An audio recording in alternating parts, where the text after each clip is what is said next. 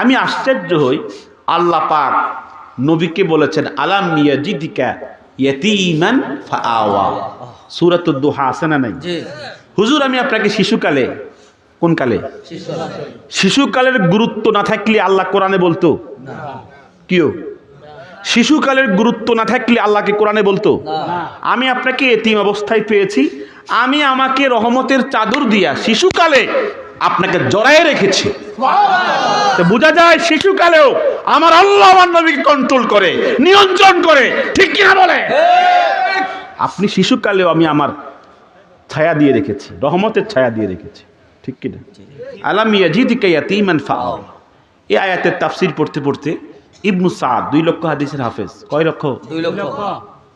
আসলে আমি ওই ওয়াজ করতে গেলে আমার ওই বিভিন্ন চলে আসে, কি বলে এটা, রেফারেন্স চলে আসে, যার কারণে ওই শ্রোতারা আমার সন্তুষ্ট হয় না, হুজুরে